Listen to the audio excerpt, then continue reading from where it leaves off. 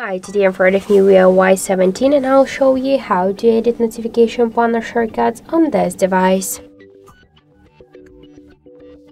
So first, open the notification panel, and to add some options or to remove some of them from here, from the panel, you should tap to the three icons, and here you will see this left section was visible options and the right section was invisible options.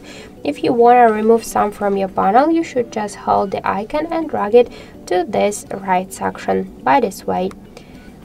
Also, if you want to just add something here, you should by the same way hold the icon and drag it to this left section. And to change the positions of the icons, you should just hold and drag it. Just to save the changes, click to done, and that's it.